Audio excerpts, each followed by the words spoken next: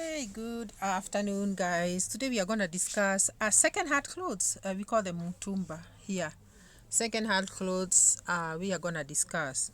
This is because they are sold in most of our markets. The truth about second-hand clothes that nobody talks about. Now, where do these second-hand clothes come from? And biblically or spiritually, are they worth wearing? Are they worth wearing these clothes? Should we wear them? Should we buy them? Now, I want to tell you the truth about second-hand clothes. Okay, these second-hand clothes, we receive them here in our country. I'm talking from Kenya as you know, as in bales. They come in bales from wherever they come. That is where we buy them.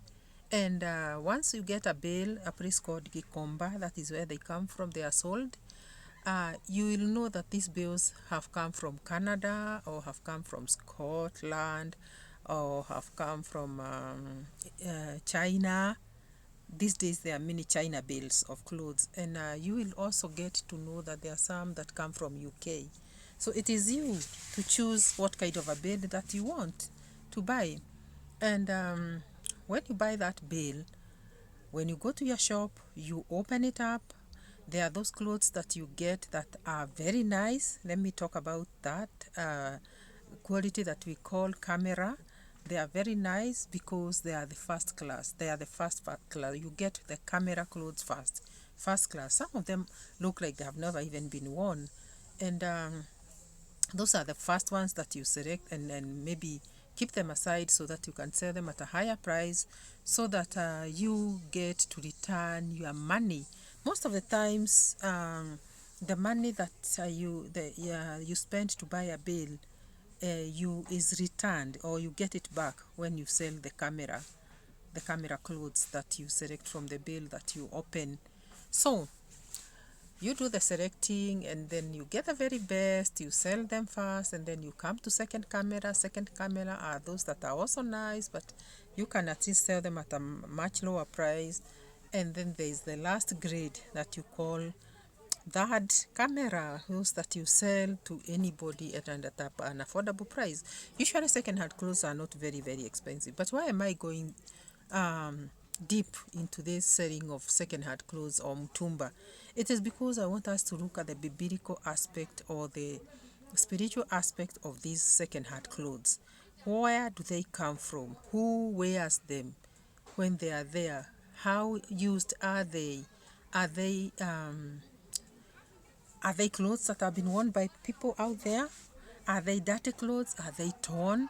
Or are they new? One thing I want to tell you is that in the bales, there are some clothes that you'll get that have never even been worn, yet they are in the bales, meaning they are classified as second-hand clothes.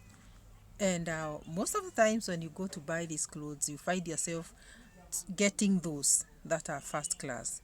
And you will not even be ashamed to wear them because they are very nice. First and foremost, they are very good quality. Quality wise, they are very, very nice, and you will not be ashamed wearing them because they they are good clothes. They may be from the UK, they may be from Canada, and all that. So you buy them and they are nice. But have you ever stopped to think where these clothes come from, or who had worn them, or who owned these clothes, and why they are sold to us? Now, I want to tell you that there is no second-hand clothes that you buy that did not belong to somebody else out there. Whether it looks as good as new, whether it was just worn for a short time and then it was disposed, it was worn by somebody. And what is the spirituality of a cloth that is worn by somebody?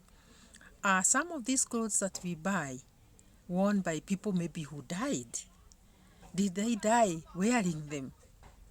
You know, when you die, if I died here today, I'm still in these clothes of mine. And I'll be picked up and I'll be taken to the morgue, and then the clothes will be removed and disposed or given to the people that are there, or taken wherever they take them. But I'll be given the more clothes. Thereafter, maybe I'll be buried in other clothes from my family's whatever selection. So these clothes that we wear, do they come from dead people? then those people must be dying in their numbers then, if that is the case, because there are many. If you went to Gikomba and went to these warehouses where the containers come and offload, you'll be very, very surprised. Containers and containers of second-hand bale clothes are there. So it cannot be that those people, all of those people, the owners of those clothes died.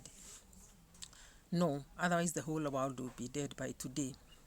But what I don't want to dispute or say no to is that some of these clothes that we wear, their owners died. And when you die today, all the clothes in your house, if you don't have people that need your clothes, will be picked and they will be given out to charity maybe, and maybe given out to family. But most of the times they are given out to charity. They are taken to those places where they are supposed to be disposed, and most of these clothes are taken to Africa because this is where there are poor people. Many poor people are in Africa and they need clothing. So that's why you see people have decided to make money out of these clothes. So these clothes that you wear, they were worn by somebody else. And clothes that are worn by somebody else have got their identity in them. You know, when you wear an outfit, you sweat, and if not sweating, you are smell. You have a smell. Your body has got an odor that is yours, and there is a way that your body perspires, and that is you. So there is that spiritualism that is connected to you and your clothes, and you don't know how many people do funny things out there.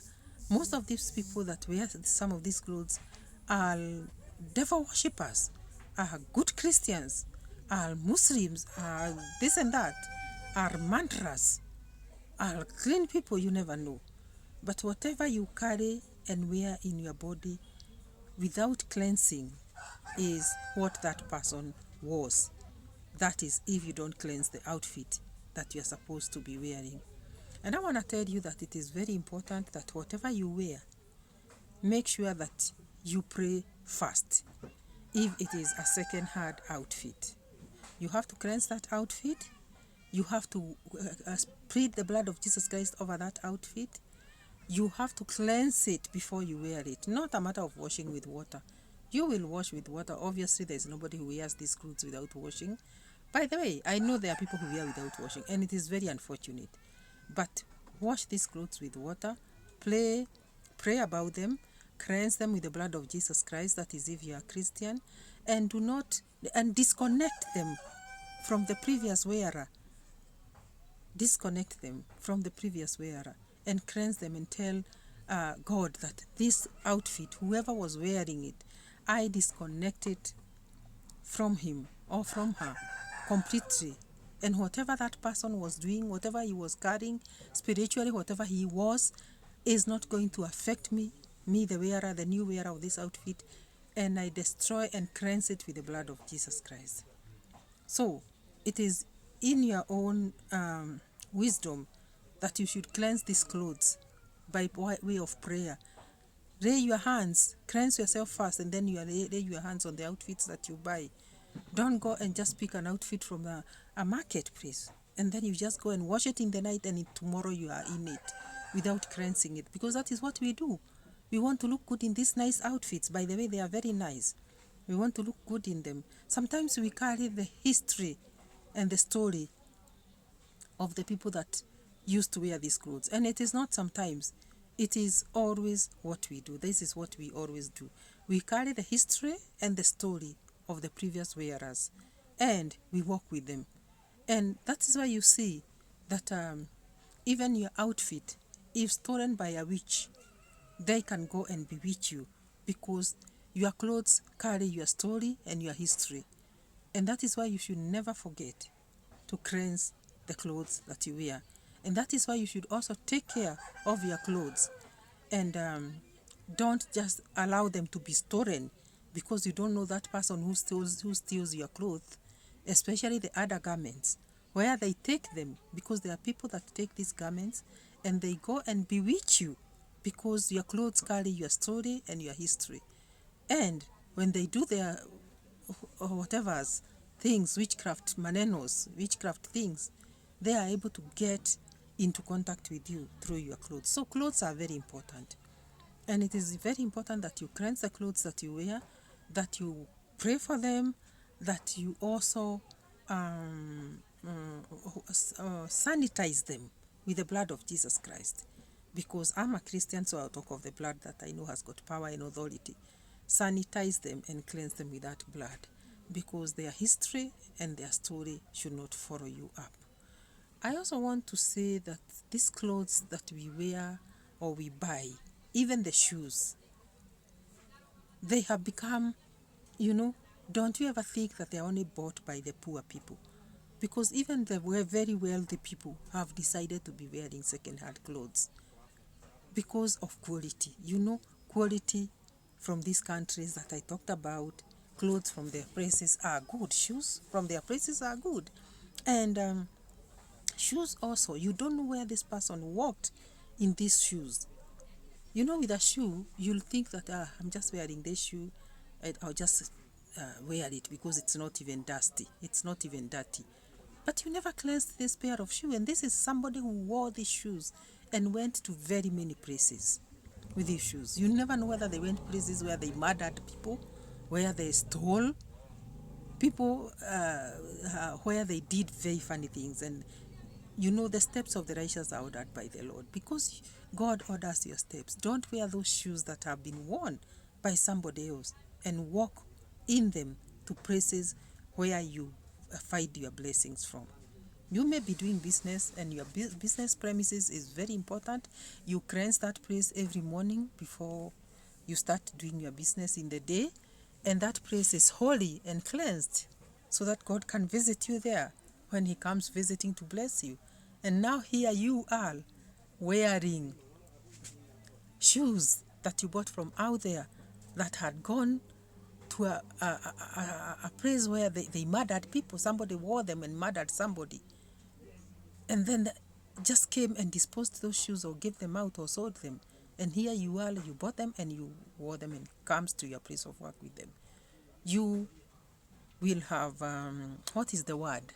Soiled or contaminated your place of business where your blessings come from. So cleanse and pray for everything that you buy out there as a second-hand outfit or cloth, because they carry your story and your history. And also about yours that you want to give out. Please mind who you give out your clothes to, because it's not everybody that you should bless with your clothes, because you don't know where they take these clothes and what they can do with them. People are not good. I would rather you just pack your clothes and take them to the centers where clothes are given to people that don't know you, because there you receive a blessing. You remembered those that are less fortunate. But if you give your clothes to people that are not clean, they may use your clothes to destroy you. So may God help you, even as you pray for your clothes that you buy from there that are second-hand. Second-hand clothes are not bad, so we should wear them with confidence. And the only thing that we need to do is to cleanse them with the blood of Jesus Christ. Stay blessed. If you have watched this far, I know you have you have been blessed by this video. Please subscribe to the channel if you haven't. Don't forget to give this video a like, and share with a friend so that they can get this information. Stay blessed. Bye-bye.